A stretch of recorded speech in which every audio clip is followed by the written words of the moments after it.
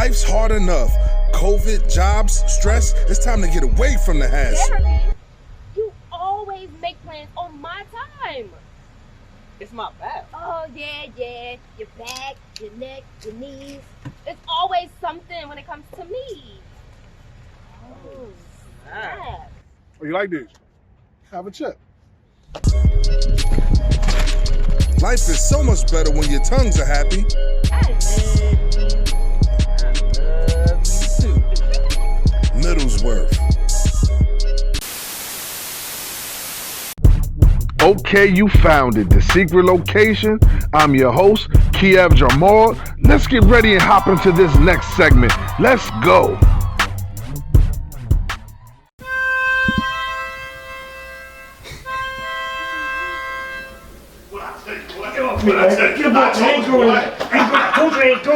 What you mean when you wasn't gonna go, boy? What I tell you?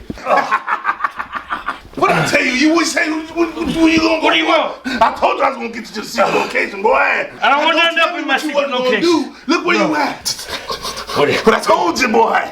Now You listen, look like some man. broke ass BB King. Now listen. Let me go. What I Let me want you to go. know is you in the secret location. Oh, that's some weird shit, man. That's some weird shit.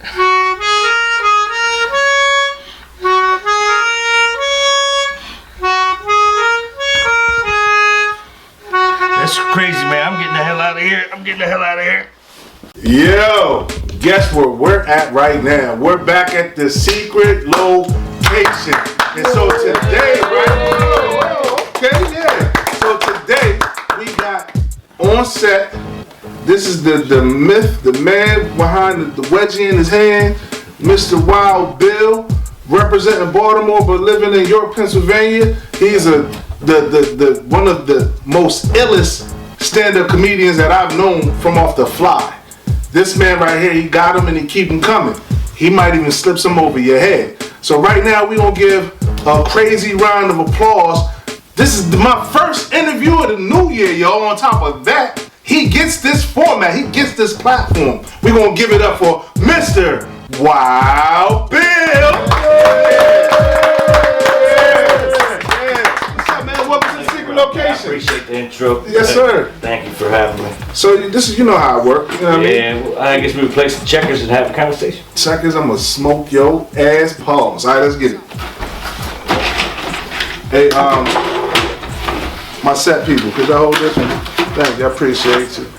Can I be good? For the first time in your life, let's make it happen. Y'all missed that. He said, can he be black? Why you laughing quietly, bro? That was funny.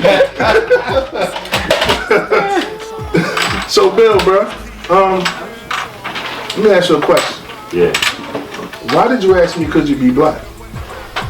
Because I always wanted to know how it feel to be black, have a big penis. The girls actually know you have a penis. I'll tell you what, bro. You can be red, though. I mean, you'll still be able to press like the Indian. Okay. Yo, I mean, y'all coming up. There's no pun to that, but you know what I'm saying. But nah, we respect the fact that you wanted to be black. Man, fucking weather crack quick, right? You haven't been so cold you can't find your dick? Brother said, no, I keep mine in my sock. Fucking can tow cars with it, but he's gonna need my dick to pick the lock first. Now that we got this shit popping, I believe smoke generates the first move, so you can take the first move. Alright, man, so you're at the secret location, and you gotta get the first question, and I give everybody this question. When did you fall in love with your funny? It was a long time ago, man. When I was young in school, I cracked on kids, and everybody laughed. And I realized that it was funny, and people, you know, you made friends that way. Sometimes you made enemies that way. Sometimes you went to the office that way. Right. You know what I mean? And if kids got offended, sometimes they want to beat you up after school. You say something funny, man. Maybe they wouldn't hit you. At least not hit you as hard. Anyway, you know what I mean? So just throughout my life, every time I had to cope with something bad, I made jokes, made everybody feel better. You know, your cat died. Well, let's laugh about it. It's good to know that, you know what I mean, you was funny and not funny looking. There's a difference. See, me, I was funny looking. I was both. I was a funny looking. I'm still kind of funny looking, but you know, I take that and I roll with it. So, how long have you been doing comedy, man? Well, altogether about, I say 10 years straight. Yeah? I took about 5 years off. So in the last 15 years, I took 5 years off. Wow. Yeah. So 10 years, like that has to be a catalog. And see, a lot of times when people blow up, they call those people overnight successes. This man put in 10 straight years, as y'all heard. That's a lot of work. That's a lot of volume. That's a lot of substance. That's a lot of creativity and good thought. So what's your strong point with your comedy, man? I just keep it real, really. You know, if you keep comedy close to your life, then you can't really duplicate somebody else's jokes. And I mean, yeah, there's nothing new under the sun, they say. Right. Right. But I talk about me, talk about my kids, talk about my wife, and I just talk about real life. And I have to read where I'm at. You know what I mean? Right. And I live in York. That's one crowd. I do a lot in Baltimore City. Okay. Because that's where I'm from. You know, I always pay honor to where I came from. Say word. I always come back. So, and that's a different crowd, and they like different jokes. So you have to know where you're at and know what direction you're going in your set, and then you know you can just nail it. Well, first of all, bro, your voice is dope. You got like, if I came around the corner, I wouldn't know what I'm going to look at. Like, I'm like, is this boy big and fat and burly, or is he muscular with a California T-shirt on that say "Eat at Owls," or is it true? Like your voice is dope for the comedic role. You know what I mean? So why did you choose to take that time off though? Short answer is I started doing producing, and when you produce and perform your own shows, it's I just got burnt out. Okay. But you got to talk about what did you produce? You said show. What was the show? Yeah, well, I would produce my own shows up Pennsylvania comedy shows. Oh, okay. You know what I mean? Okay. So that way you do everything from the menu to the venue. You'd set up the tent, the chairs, you sell the tickets. You know what producers are supposed to do. Nice. But now I work for other producers and I let them do that. Okay, cool. So you want to shout one of them producers out? Oh, we got Howard G, Ricky Shackelford. I heard of Ricky Shackelford. I heard of that guy. Two Stylers Entertainment's a big one. You know, Big WT Entertainment, they're big ones. Mook Man's doing his own thing. And a lot of people want to play producer today. I personally do not want to produce. I just want to tell jokes. Last time, I tell you, bad experience in New York, man. You gotta go outside to smoke.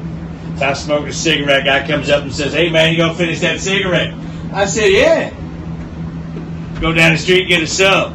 12 foot. Cost me $197 for something. I eat half of it. The guy next to me says, "Hey man, you gonna finish that sub?" I said, "Yeah, it's my damn stub." So I figured, well, that's just how people are in New York. So later, I go to a club and I get me a beer. I see a beautiful couple over there making out, and I tap them on the shoulder and say, "Hey buddy, you gonna finish that?" Yeah, punch me right in the face. That guy's from Jersey. So how does your wife feel about being a part of your act? Well, she married a comedian, right? And if I say, hey, my wife's a slob, or she really loves to eat pizza, you know, it's true. So she really can't say a whole lot. Right. You know. But on the other hand, when she comes to the show, especially in Baltimore, we were at a show one time, and these sisters sitting in front of her, and I start talking about her in the act, and they look back and they said, "We're gonna take care of him after the show, don't you worry." And everybody looking at it like they got offended that I was talking about her, but she was not offended because she heard the joke. She helped me write some of the jokes. Right. Oh, you know what I mean? Okay, wifey. What's your wife's name? Rachel. Hi, Miss Rachel. How you doing? Hey, baby. You so funny. Oh, that's dope. I mean, I think that's pretty dope, man, because a lot of times, the further you keep your personal out of what you do, makes it harder for people to attach to you. Keep what it you close do. to your heart. But I'm gonna tell you, there was this TV show back in the day on MTV called Joe Mama, and they used to bust on each other, standing right there. Then they had to bring their moms in on some of the segments, so your mom be standing with you, my mom be standing with me, and we had to bust on the moms. That used to be the shiggle, bro. I remember, the one time the boy said, he said, your mom was so dumb. They was going to Disney World. The sign said Disney World left. She turned around and went home. Yo, I got one. what you got? I got. Your mama's so black she went to night school and got marked absent. Well, yeah, that happens a lot.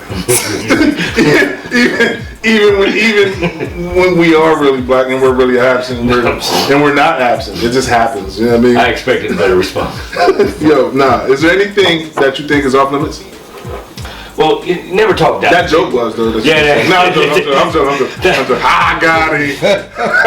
No, I'm joking. We always cut that out. There's no problem. Nah, it's funny. I told that joke in a white club, and the only person that was laughing was the one black dude in that room. Then you won. Yeah, That's a victory. Well, he told me. He said, I think he kind of set me up a little bit. You know, Yo, hold on. It was like cricket. And then he was like, yeah, he's so off limits. See, I don't talk down to nobody. I think if you ignore somebody that's there, like again, I do a lot of white crowds and a lot of black crowds. But if there's like one person, and maybe it's one Chinese person or one black person or one white person, I'm not going to insult them by ignoring them, right? If I'm doing comedy at a gay club, and I have. Out of what club? A gay club. You did that? Yeah. That was before the everything else went down. You had your own time. Yeah. Okay, cool. Yeah. I'm about to ask you, what did you see in the club? I'm about to say, yo, listen to me, bro. Well, I'm just saying, I did gay jokes in the gay club. Oh, shit. You know what I mean? Because I'm not going to ignore the fact that they're gay. They know they're gay. Yeah. What, I'm going to act like they're not? Yeah. That's insulting. I don't talk down to nobody, and I don't ignore anybody. Yeah. If you're there, you have the right to be in my show just like everybody else. Gotcha. You know what I mean? Just like that joke, people might say, oh, you shouldn't say that. That probably won't go over so well. Right. Well, you're not going to ignore the fact that you're black. Yo, this is dope. This sets this question up perfect. Have you ever been heckled? Because I think they heckling you right now. Someone's just talking about your elbow juice on your neck. Nah. But for real, have you ever been? That was whack, bro. That was the wackest thing. Have you ever been heckled? Very rarely, but there was somebody who finished my joke one time because they had seen my show before. Right. So then I just sort of turned it back around. You know what I mean? Give me an idea what happened. Well, let's see. I do this joke. It says, my wife got a new tattoo of a seashell on her inner thigh, and I stuck my ear to it, and you couldn't hear the ocean, but you could smell it. So, and then the guy finished it and said, you can smell it. And I looked at him, I said, I guess you saw my show before. And he said, no, that was from personal experience. And I said, oh, I guess she needed a douchebag so bad she went out with you because you're a douchebag. Smooth. Yeah. So you turn it back on him and then you leave him alone. You give him too much credit, they'll take over the show. Gotcha. You know what I mean? But if you ignore him again, everybody else knows what he just said. And they're looking at you like, oh, because they're looking at the guy going, you in trouble now. Because this guy's coming at you. And if you don't, you drop the ball. So you seasoned in this thing. Yeah. I just learned a little bit. Now I'm about to hit you with the question though. What question is that? Do you make a lot of money doing comedy? Millions. Damn, B. Can I get a dollar? Nope. Damn, B. It's on my car. It's all tied up right now. It's on my car. See, I got this thing going, this other thing, and then when that frees up, then I can see some of that money. So that shit. She was untied. Give me them $3. But no. So how do you feel about that? You making the millions doing comedy? Well, nobody's making millions. Nobody's making millions. But I do all right, and you know what? It's just like everybody else. Everybody does just as many free shows they do. Sometimes they get paid, sometimes they don't. Sometimes it's exposure, right? Mm-hmm. You take it forward, you pay it forward. You know what I mean? So I'll put you on stage at a big venue, and they might not want to pay you right away. You get that experience. You had that happen to you before? Yeah, because one show leads to 13 more, and then you'll get paid for those 13, and then it's just the way it is. So, were you afraid to go pro as a comedian? No. You weren't? Well, so what do you feel like you were like at that point to where you said, you know what, F that, I'm gonna go get it? Like how old were you? What was that moment that clicked? What? From doing comedy for nothing and then not necessarily even doing it for nothing. Oh, you're saying starting doing it all? Start hitting the stages, traveling, building your name, building your Facebook or what have you, professional. Well, yeah. Well, it started years ago. I ran into radio people, and they really liked me, and they put me on the radio, and I was writing jokes. This is dope. And I was writing jokes for the radio station. Every day, every topic of a day, and I would do a joke every day. You know what I mean? So I was on the air as much as they could let me, and I did a lot of things with them, and we all got to be friends. In that mix was a high-priced stand-up comedian by the name of Earl David Reed. HBO, Showtime, Vegas, Tonight Show, Jay Leno. You know, still hangs out with Jay Leno. Shout out. Friends. You know what I mean? And he believed enough in me to give me the microphone the very first time. He said, you think, you know, he said, you're funny. He said, what you're doing on the radio is not stand-up comedy. It's not real comedy. He said, I'll show you comedy. And he took me under his wing, put me in shows here, put me in shows there. And then I just grew over the years. And then when I felt like I was good enough to make a buck doing it, then, you know what I mean? Right. And it was just like, well, you want to be in the show? Yes, I want to be in the show. We're going to pay you. Well, that's great. Wow. You know what I mean? Because they usually tell you whether or not. You know, you want to do a benefit for cancer? You want to do a benefit for kids? Yeah, I want to do those things. You don't have to pay me. Right. I'll give back. That's a benefit. You want to pay me? Great. That's a benefit. Right, I got you. But I'm going to tell you what's comedy. Every time I play checkers with somebody on tape, I get a double jump. Bitches, get that. Get that. Yeah, I wasn't even watching, man. See that? You could cheat. Okay, no, I ain't cheating. I got a double jump, baby. All right. Get that. All right. So, easy question. Influence. Who's your top? Well, man, ever since I was 10, 11, or 12 or something like that, I always wanted to be a comedian. And I always listened to Richard Pryor in the beginning. Bill Cosby was there himself back in the day. Bill Cosby, yes, he was. and then when Eddie Murphy came out, that was a wrap. You know what I mean? Because when I didn't know how to write jokes, I would. Did you say Bill Cosby or Richard Pryor? I said Richard Pryor. Okay, I was right. Okay, all right, cool. I just wanted to make sure I didn't say, well, he about to be dead. He in jail for a while. But anyway. Yeah. Well, I guess he ain't laughing no more. Nah. So no, those are some pretty good influences. I mean, you can't go wrong. You cannot go wrong learning from somebody else's painful joke at that level through those names that you just listed. I think that's pretty dope. But like 2018 just ended, right? It's now 2019. We're excited about this. You know what I'm saying? So with that, everybody goes into I'm not going to do this and I got to do that. I'm not there. I'm just going to increase where the direction I was going, just increase what I'm doing to a higher value. That's just what I'm going to do for me. Right. So what would, this is called a segue, setup, you feel me? You like that? It's dope. Yeah. So what would 2019 Bill, what would 2019 Bill say to 2018 Bill? I got a reason why I'm saying it like that. Well, first I would say I would travel back in time. Right. I guess, which I would say I would whisper in my ear that dope. I would say she's not 18. I would have to remember that. I would give myself that piece of advice. I'm a bad judge of age. Just ask the judge. You know, I'm just saying. I guess I would say,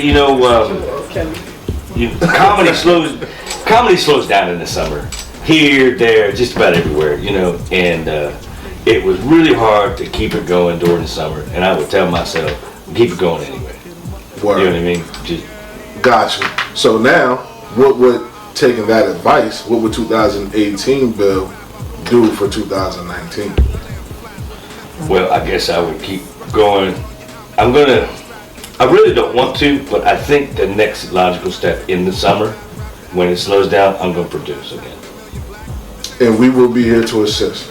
Correct. We will be here to assist. I appreciate Listen, you were so smooth, bro. You was like the smoothest interview I had so far. Like, you just laid back. But since I got you, relax, man. I'm sure, and I'm certainly sure, there's something in your mind, in your personal, that you don't want to touch. You held on to that shit like a wedgie for a long time. You ain't even tell your wife yet. You ain't wrote it down nowhere because you don't want nobody to see it because it's yours. But this is your platform right here. Even though if we could have finished this game, I'd have cleaned you up. What is that one thing that you would share with us, man, that you just would not tell anybody today? What is that one thing? You bullshitting me right now. Bring me to a place called the SeQret LoQation. Gonna ask me a personal question? Man, what are you bullshitting me, right? You right, man. You right, baby. You right. I thank you, man. I appreciate it. Everybody, give it up for Wild Bill.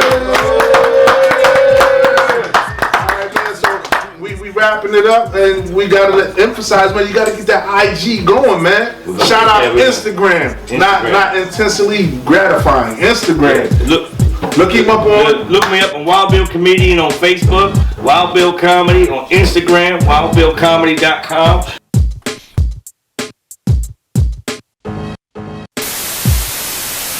Hey, what's up, man? SeQret LoQation, Kiev Jamal, Black Sky Music, Kiev Jamal Black Euro. You can find me on IG under Kiev Jamal Black Euro. Listen, man, shout out Harrisburg, PA, Baltimore, Maryland, DC, all the world, all around the world that accept me, keep accepting me. It's only one more space at the top, and I'm about to take it. So, you know, my man in the background talking, so we're gonna let him talk. Peace. My name is Kiev Jamal. I rock for all. Let it be known that when I rap, I blow cats back. Despite the contact, I lay them flat with a mental smack. Who was that? Recognizing on your almanac, forget the strategies. I blaze them back and scratch them off the map. You wanna counteract? Your titles ain't war in your battle raps. To add up the size of cattle scraps when I attack with 1,000,000 blacks. This ain't no sense, so don't be acting like you ready for. My precision's accurate, don't rely on the metaphor. It's better for me, now it's better for you. Ready for me, my destiny, forget the truth. The truth is, it's not about being ruthless. Strength comes in numbers and your number, well, it's up, kid. I'll be the last man to stand abroad. Testament be the final call when I conquer all. MCs, this is not a test. I suggest you rest up and get your breath up, cause next up is you and me, no contest. I eat the best up in less than 16. You small talkers ain't a problem with me. MCs, this is not a test. I suggest you rest up and get your breath up, cause next up is you and me. Central PA, where greatness is bred. The heartbeat of Pennsylvania. Nothing but winners over here, so why would you expect anything less? In Middlesworth, barbecue?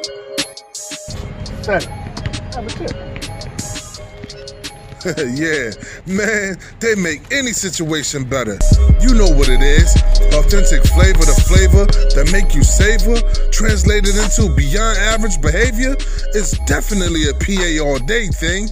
It's cool in the middle as long as you know your worth. Middlesworth.